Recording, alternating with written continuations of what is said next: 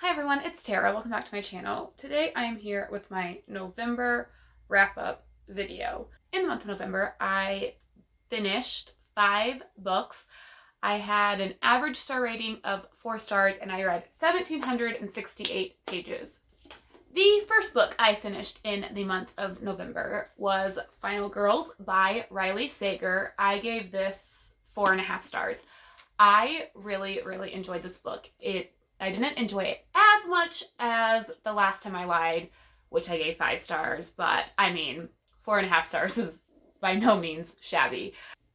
Final Girls follows Quinn, who is a final girl. And what a final girl is, the lone female survivor of a massacre. And Quinn earns the title of final girl when she is the only survivor of a mass killing spree at a cabin in the woods. She went on a trip with some of her friends from college and she's the only one that came back alive. So she earns this title of final girl, and one of the other final girls, there's only 3 of them. There's Quinn, Lisa, and Sam. Lisa takes the other 2 final girls under her wing to show them the ropes of being a final girl, kind of navigating the press and just how to cope with, you know, the feelings and emotions that come with being a final girl. And one day, Quinn finds out that Lisa has died, and it looks like it's a suicide. And Quinn's really confused because any interactions she had had with Lisa, she felt that Lisa was coping really well and was really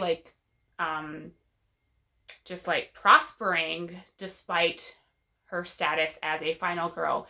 And so Quinn thinks that maybe something is amiss. And so Quinn starts investigating Lisa's death.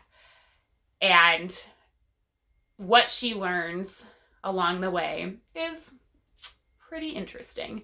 I really loved this book, and I feel like Riley Sager is going to be up there as one of my new favorite authors. It was a good time. The second book I read in the month of November was Death on Tap by Ellie Alexander. This is the first book in a cozy mystery series, the Sloane Krause mystery series. In book 1, you are introduced to Sloane. Sloane has married into the Krause family, and the Krause family owns a very successful brewery in Washington. Sloane is a brewmaster, and things seem to be going well for Sloane until she discovers her husband cheating on her in her office at the brewery.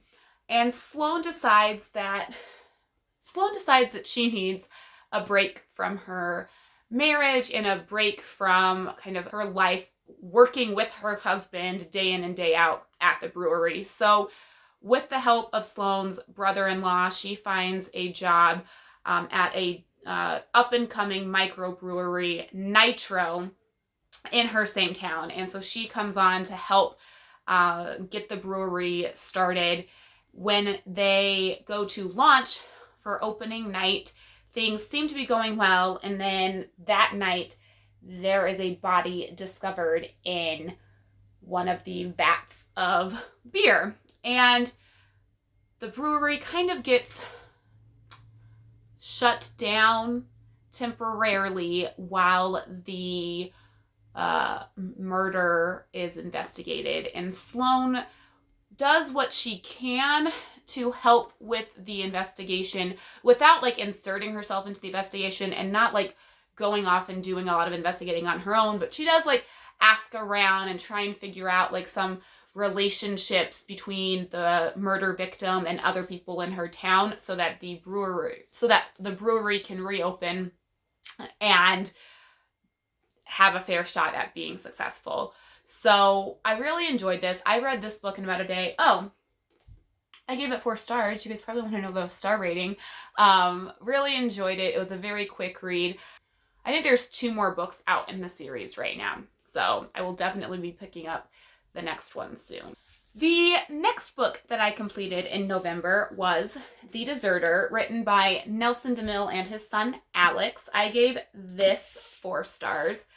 I really enjoyed this, obviously. Nelson DeMille is one of my favorite authors. I really enjoy all of his books. I was a little bit nervous because this was co-authored by Nelson's son, but I had no need to be worried because it followed the typical Nelson DeMille like writing style, and I really enjoyed it. This is the first book in a new series, and the series will be following Scott Brody and Maggie Taylor, who you meet in book 1. So Scott Brody and Maggie Taylor are CID investigators that like work with the military to investigate crimes within the military. And they are sent to Venezuela to track down a deserter, Kyle Mercer. Kyle Mercer deserted his platoon in Afghanistan. Nobody knows why he deserted. He kind of disappeared into thin air, came back. In a video, he had been kidnapped by the Taliban in Afghanistan, and he was seen on video beheading his captors and basically quitting his job in the military. Hadn't been seen for 2 years until he was spotted in Venezuela. And Scott Brody and Maggie Taylor are sent to try and find him and bring him back to the U.S. to face trial for desertion. So they kind of go to Venezuela with very little information and have to use their incredibly limited resources to try and track Kyle Mercer down. And it was a good time. I did not know much at all about Venezuelan culture, politics, anything like that, and you get to learn a little bit more about Venezuela in this book. So I'm really excited to see what happens next with Scott Brody and Maggie Taylor. I loved their partnership. Really enjoyed this. The next book I read was It All Comes Down to This by Karen English. This is a middle grade book. I gave this 4 stars. This book, I say it's middle grade because I found it in the children's section of my library, not the like teen section or the YA section of my library, but this is definitely a book more for like an older middle school audience. There is language, there are some racial slurs, and this book talks about some pretty heavy topics. So I definitely think it is better suited for older kids. This book follows Sophie, or Sophia. Sophia is a 12-year-old Black girl living in LA in 1965, and her best friend Jennifer is white. And Sophie and Jennifer don't really think much about like their friendship being unique until they start seeing that Sophie is treated differently, not only by her peers, but by adults, by older kids in their neighborhood. Sophie is not allowed to go swimming in one of their fellow classmates' pools. Sophie is treated differently by adults at the like local, I don't remember if it was a YMCA or if it was just like a community center kind of like a YMCA, but she's treated differently there. And Sophie's trying to figure out like how to deal with that and how to stand up for herself and say, you know what, don't judge me based on the color of my skin. This book deals with hard topics such as race and racial inequality. It talks about the race riots in LA in the 60s. It also shows children especially that, you know, race, the color of your skin does not define who you are and your beliefs and your ideals and your character. And I really think that is an important lesson for kids of middle school, middle grade age to read. So I really loved the characters in this book, and I think it teaches some very important lessons. The last book I read in the month of November was The Reading Circle by Ashton Lee. This is book 2 in the Cherry Cola Book Club series. I gave this 3.5 stars.